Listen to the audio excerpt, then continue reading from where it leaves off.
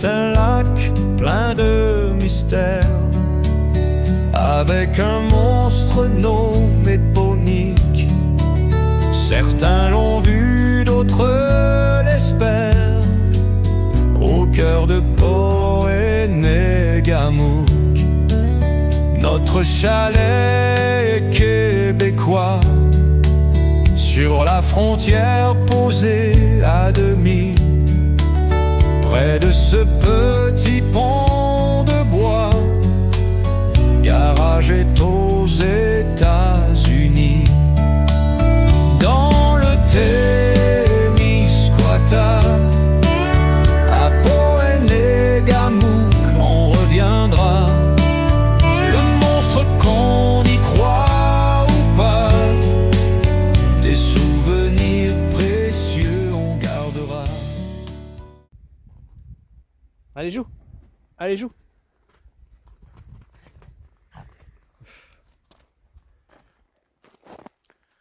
Salut les jeunes et les moins jeunes, vous allez bien?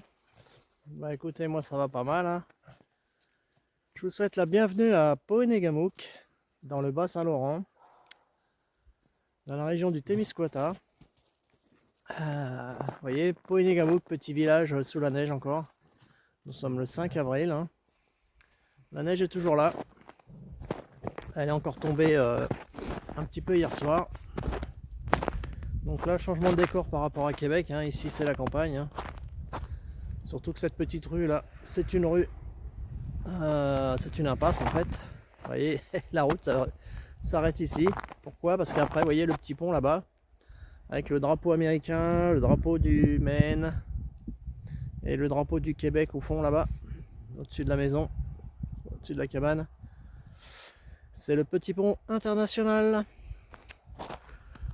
que moi j'appelle le petit pont des frontières. Pourquoi? Parce qu'en fait ce petit pont est au-dessus de la frontière, hein. La frontière c'est la rivière et le petit pont est au-dessus de la frontière. Donc là nous sommes aux États-Unis, hein. Ça c'est la borne qui sépare les États-Unis du Canada. Il y a une autre borne là-bas, mais elle est sous la neige, on la voit même pas. C'est donc à Poénégamouk que nous avons acheté une petite maison il y a maintenant 7 ans, en 2019, avant le Covid, hein. C'était une occasion comme ça, par hasard, hein. Alors après, est-ce qu'on croit au hasard ou est-ce qu'on croit au destin? Ça dépend, hein, c'est selon chacun. Mon rêve c'était d'émigrer au Canada à 14 ans. Je sais plus quel âge j'avais, il y a 7 ans, j'avais 50 ans. J'achète une maison au Canada, au Québec. Coïncidence ou hasard, peu importe, destin. C'était une super affaire en fait. En fait, j'avais trouvé une maison sur duproprio.com, le site de vente d'immobilier de particulier à particulier. Une maison, je suivais déjà cette maison avant, quand j'étais au Gabon. La maison était à 40 000 $, à peu près 30 000 €. J'avais pas d'argent à ce moment-là, donc je me suis dit bon, c'est bête, c'est dommage, mais bon, voilà, c'est comme ça. Et un an après, on rentre en France. La maison passe à 30 000 $, 20 000 €. Là, je me dis mince, c'est un signe. Quand même, on peut pas laisser passer quoi. Et donc j'essaie de me renseigner, de contacter le propriétaire. Le propriétaire, c'est un peu compliqué. C'est un chirurgien neurologue à Dubaï. D'où il avait eu cette maison, je sais pas. Apparemment, il avait travaillé à Toronto, dans l'Ontario. Mais bon, Toronto, c'est quand même à plus de 1000 km d'ici. Donc je pense qu'il a acheté cette maison peut-être pas cher non plus, puis qu'il n'a jamais mis les pieds en fait. Parce que c'était une petite maison basse, enfin de plein pied, on va dire. Au coin de la rue, du village de Sully, qui est juste à côté là, qui fait partie de Poénégamouk. C'est un quartier maintenant de Poénégamouk. Mais bon, vraiment une petite maison quoi. Pour un chirurgien de renommée internationale, enfin qui travaille à l'international, je vois pas bien pourquoi il avait cette maison. Toujours est-il que il me répond en anglais, bah je suis pas sur place, essayer de trouver un courtier immobilier pour faire l'affaire quoi. Donc je lui dis bah ça tombe bien, moi non plus je suis pas sur place, de toute façon j'étais en France à ce moment-là. Je cherche des courtiers, j'en trouve pas. Pourquoi? Parce qu'une maison à 30 000 $, les mecs ils gagnent rien dessus, donc ça les intéresse pas évidemment. Ils préfèrent des maisons à 300 000 hein, plutôt qu'à 30 000. Finalement je tombe sur un courtier qui est du village de Poenegamook. Donc lui il connaît bien le village, il connaît bien la maison. Et lui il me dit ouais je la connais cette maison, mais bon j'ai contacté le gars, il parle pas français, donc bon ça m'intéresse pas, je laisse tomber. Donc j'ai bien compris à ce moment là que la maison c'était même pas la peine d'y penser, je ne l'aurais pas. Donc mais en regardant le site internet de ce courtier qui était sur Century 21, je vois que lui aussi, destin, hasard, je ne sais pas, a également une maison à 30 000 $, 20 000 €. Donc oui, une maison à 30 000 $. Et là c'est pareil, il me dit ouais j'ai cette maison, ça fait 1 an, je m'en suis pas trop intéressé. Je vous dis parce que sa commission elle est minime, donc bon, il s'en fiche un peu. Il me dit ouais c'est que des gens de l'Ontario qui m'ont contacté, donc bon, rien à faire quoi.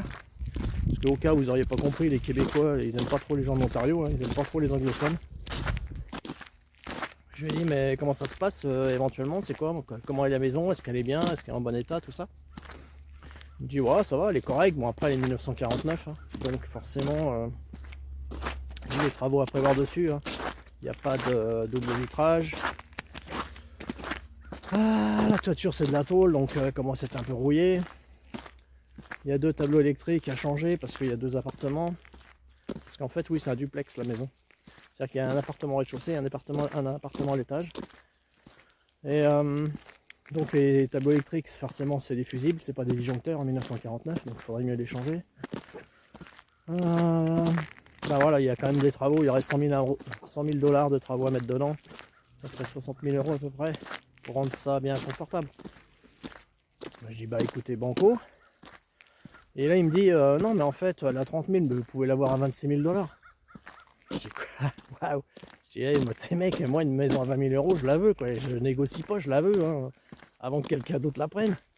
Il me dit non à 26 000 $, vous pouvez l'avoir. Je dis bah alors ok hein, je propose 26 000 $. Il dit bon écoutez, je contacte la propriétaire, je vous rappelle demain. Il me rappelle le lendemain. Bah c'est bon, la propriétaire accepte votre proposition. Ok, bah, 26 000 $, 18 000 € la maison. C'est pas beau ça? Donc en fait j'ai bien payé 20 000 €, 30 000 $, mais avec les frais de notaire, plus la facture côté américain, parce que oui, comme ici je vous ai dit, Poenegamook est posé sur la frontière. En fait, la particularité de la maison, c'est que la maison est bien au Québec, mais le jardin est aux États-Unis, parce que la frontière passe genre 10 cm derrière la maison.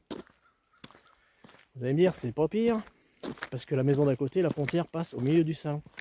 Mon voisin, lui, la frontière est tracée comme ça. Pourquoi ça s'est fait comme ça? En fait, faut savoir qu'au début du XXe siècle, la frontière franco-américaine ici, elle n'était pas tracée. Le Canada et les États-Unis se disputaient un peu la frontière pour avancer, pour la reculer, chacun de son côté. Ce qui fait que la dame m'a raconté que c'est son grand-père qui avait acheté les terrains en 1906. En 1906, donc, la frontière n'existait pas, elle n'était pas tracée. Et donc, quand il a construit la première maison, celle de mon voisin, peut-être en 1930, je sais pas, bah, il l'a fait là où il voulait. Hein. Il l'a posé genre à 10 mètres de la route. Et voilà, et la mienne, il l'a posée à 3 mètres de la route parce qu'il l'a construite 10 ans plus tard, 20 ans plus tard. Bienvenue à Poenegamook, sous la neige. La première mission, ça va donc être de dégager l'entrée pour pouvoir garer la voiture. Là, j'ai juste tracé un petit chemin pour passer à pied pour l'instant. Mais si je veux garer la voiture ailleurs que sur la route, il va falloir déneiger. Hardi petit.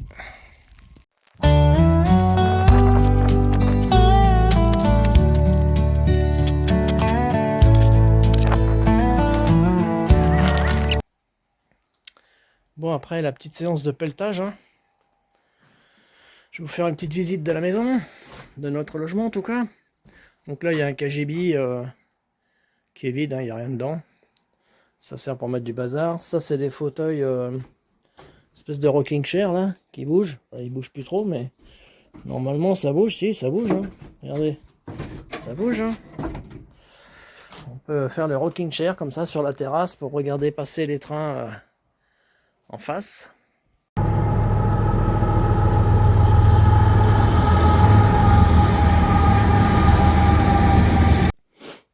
On voit cette nuit, il a neigé un petit peu. Hein. En fait, c'est un peu du verglas, c'est bien gelé. Il va falloir que je gratte le pare-brise ce matin et les fenêtres. Il n'y a pas de surprise, hein, au Québec, l'hiver, il neige. Tout à l'heure, il y a un train qui est passé à 7 h du matin. Les marches, vous voyez, il y a des trous dedans. C'est bien parce que ça évite à la neige de s'accumuler. La neige passe à travers. Le seul problème, c'est que les chiens ne veulent pas descendre parce que ça leur fait mal aux pattes. Donc on est obligé de porter les chiens pour descendre et pour monter l'escalier. C'est un petit peu compliqué, c'est un petit peu pénible. C'est la vie quand on a des chiens. Un petit. Vous voyez les glaçons là, sur la toiture. C'est pas beau ça. Hein? On est au Québec, au pays de Maria Chapdelaine. Le rêve canadien. Alors la technique quand on n'a pas de double vitrage, bah, c'est les doubles fenêtres ou les doubles portes. Donc là au Québec, vous voyez il y a une double porte avec une moustiquaire normalement. Bon. Il y avait une moustiquaire ici, elle a été déchirée parce qu'une fois on pouvait plus rentrer, on a déchiré.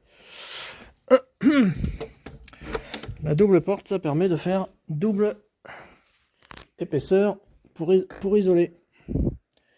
Donc je referme parce qu'il fait pas chaud dehors. Donc là, c'est la cuisine, salle à manger. Oui, c'est vraiment lumineux, les maisons au Québec. Hein, il y a beaucoup de fenêtres, même qu'on soit au premier étage. Donc là, la table et les chaises gratuites sur Marketplace. Le fauteuil là-bas, gratuit aussi. Le micro-ondes, gratuit. Il n'y a que le petit frigo qu'on a acheté à Ikea pour 200 et quelques dollars, je crois. Vous voyez, le principe des fenêtres au Québec, c'est des fenêtres coulissantes.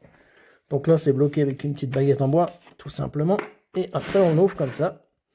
Et là, pareil. Donc en fait, là, il y a, vous voyez, un petit système quand même de double fenêtre. Hein. C'est pas double vitrage, c'est carrément double fenêtre. Et on remet la baguette pour pas que les gens puissent ouvrir de l'extérieur. Là, on a un petit coin salon.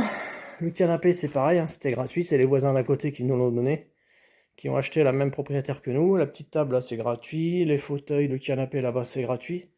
On a un peu de linge qui sèche en ce moment, hein, parce que ce matin, il pleuvait. Donc, les vêtements des chiens, ils étaient trempés. Les tableaux, là, c'est une dame qui nous les a donnés gentiment également, avec les meubles. Donc, après, on passe dans notre chambre. Là, on a payé notre lit, plus cette commode 50 $, plus une commode qui est dans la chambre de notre fille, là. Il y a la chambre de notre fille, là, elle est en train de parler avec son copain, donc on n'y va pas. Ça, c'est la fameuse table que j'avais récupérée gratuite au bord de la route, là, sur le trottoir. Il y avait les 4 chaises, plus cette table-là, donc, qui nous attendait. Donc là, les deux chaises, c'était gratuit aussi, hein, sur Marketplace. Là, ça communique avec les toilettes. Bon, rien de spécial, hein. Les toilettes à l'ancienne, à la maison, je vous rappelle, en 1949. Ça, c'était une chaise qui était gratuite également, qui était au bord de la route. Hein. Ça, c'est le type de baignoire qu'on voit souvent, hein, des baignoires basses, qui servent de douche, en fait. Et on peut servir de baignoire, mais nous, on s'en sert de douche. Hein. Voilà.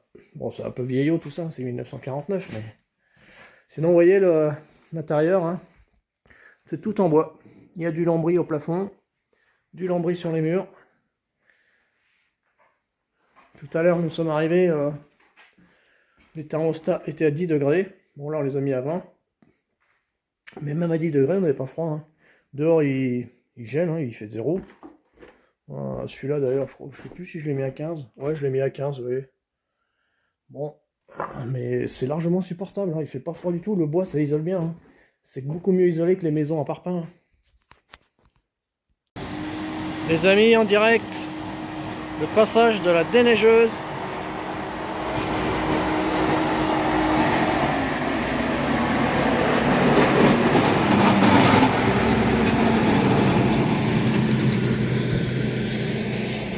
Ça fait un peu dur à feu, hein. Bon, il pousse la neige sur les côtés, vous voyez, puis il balance un espèce de sable sur la route.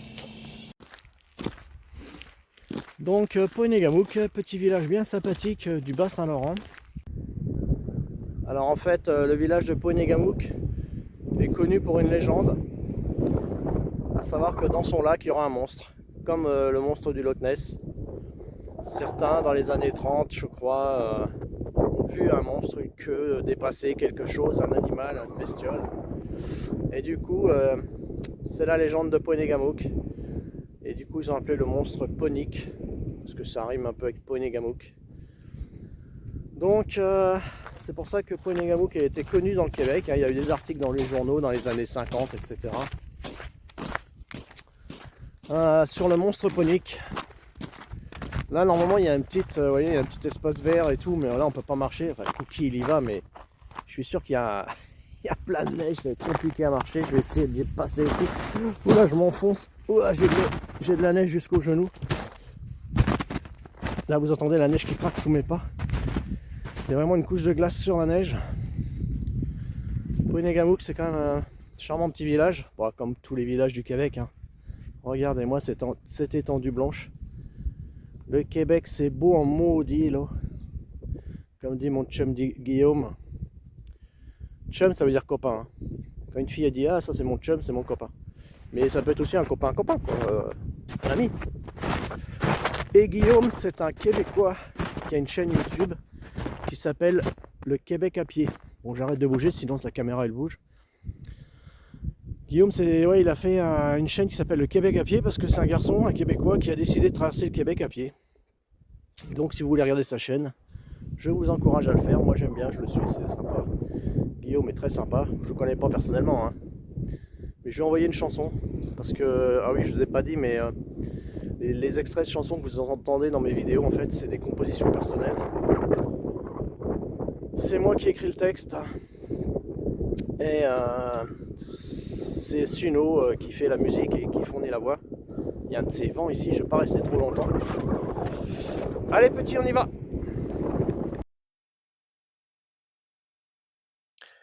Le lac Poenégamouk, 9 km de long, sur 1 km de large, à peu près ici, au plus large.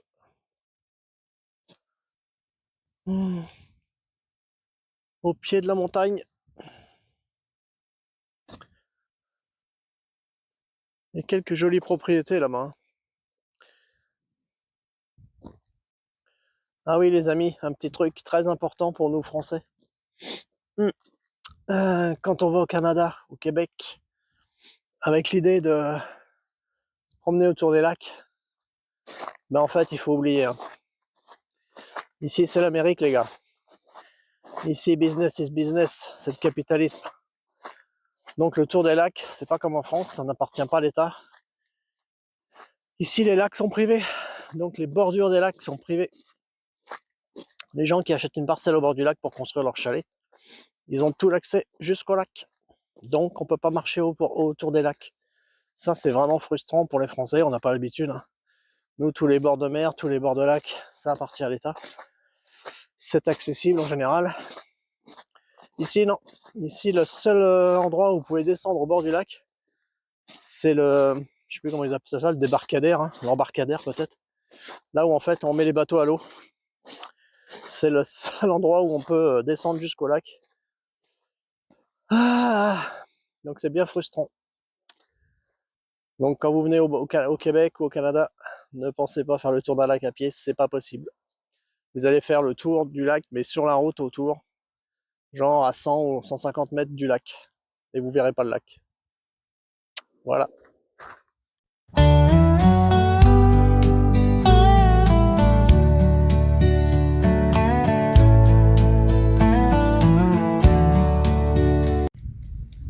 C'est pas mignon ce paysage de neige, les amis.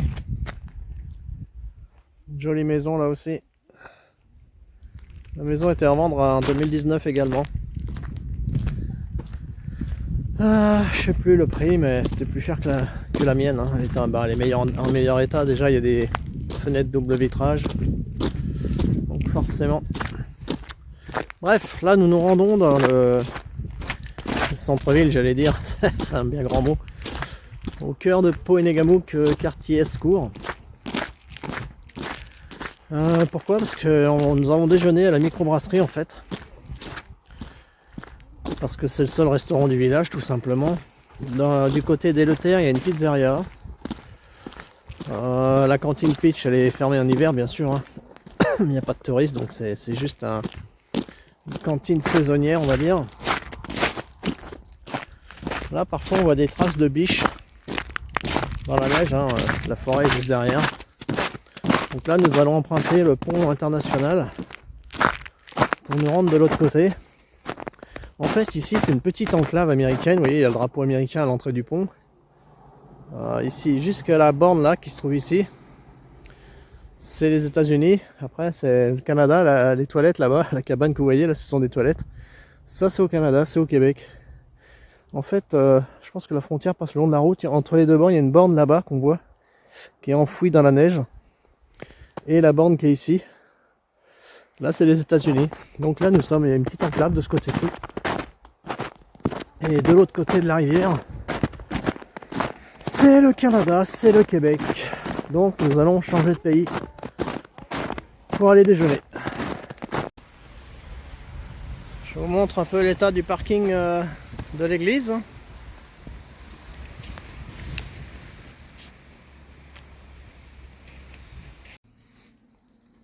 Nous voici devant l'église, derrière l'église plutôt, mais devant le presbytère. Et stationnement réservé à l'église.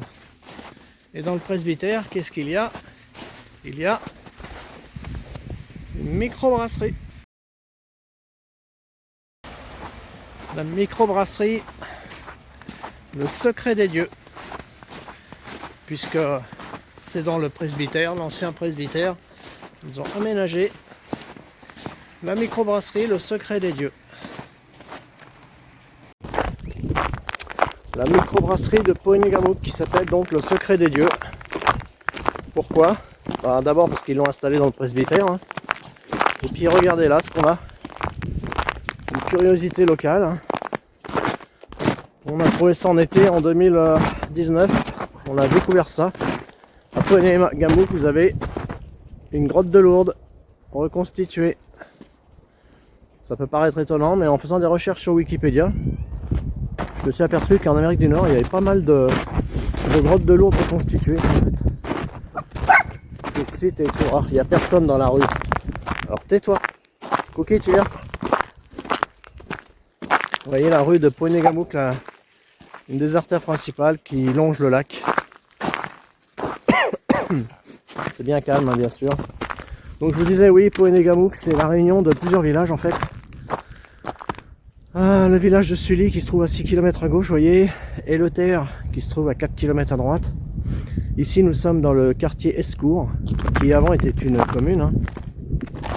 Mais dans les années 70, je sais plus, en 1972, ou je sais plus très bien, ils ont décidé de réunir les trois villages pour en faire une ville.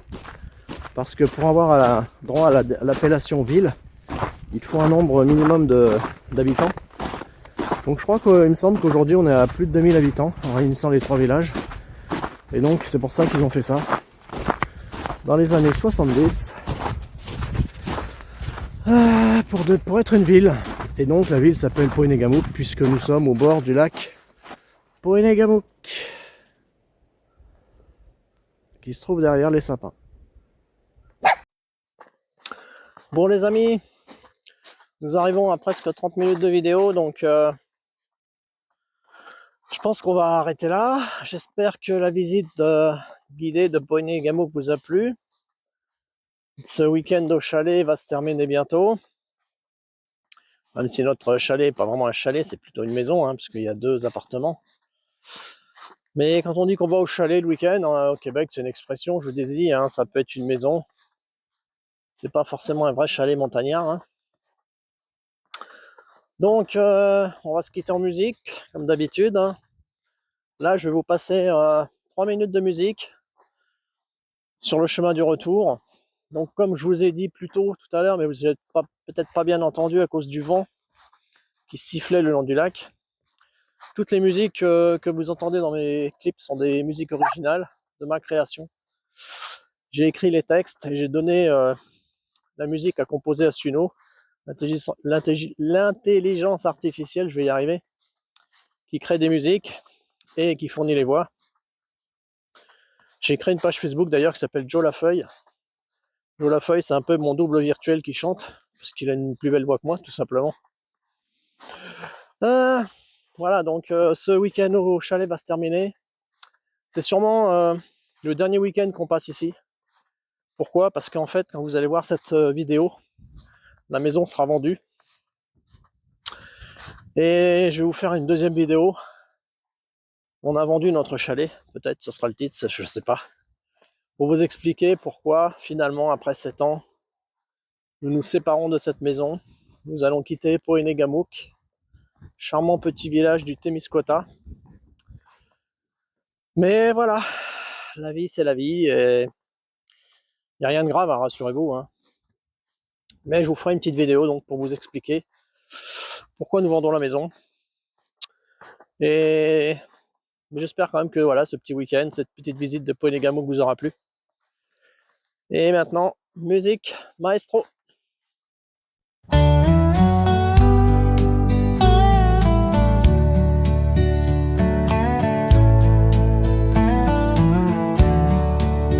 Il est un lac plein de mystères, avec un monstre nommé Ponique. Certains l'ont vu, d'autres l'espèrent, au cœur de Pohéné-Gamok.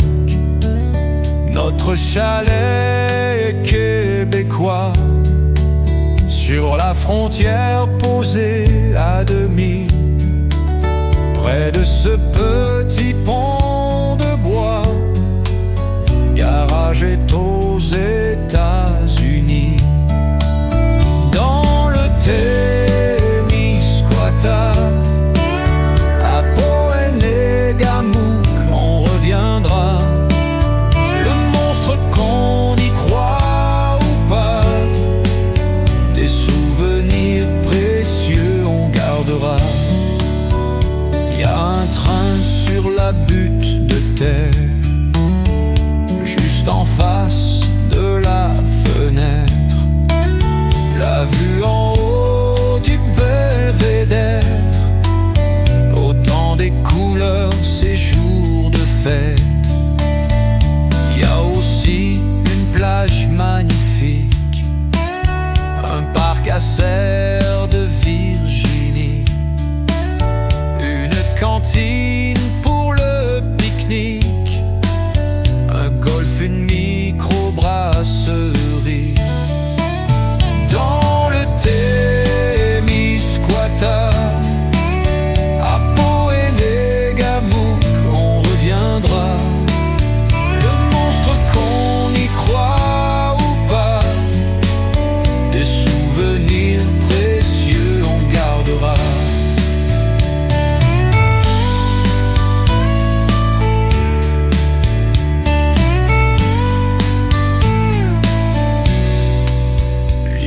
On pratique la pêche blanche, cabane et trous sur le lac gelé. L'été c'est l'heure de la revanche, pour les baigneurs, les plaisanciers. Il est un lac plein de mystères, avec un monstre nommé Ponique. De ce côté de la frontière, son nom lac Pohéné-Gamok. Dans le Témiscouata, à Pohéné-Gamok, on reviendra. Le monstre qu'on y croit ou pas, des souvenirs précieux on chérira.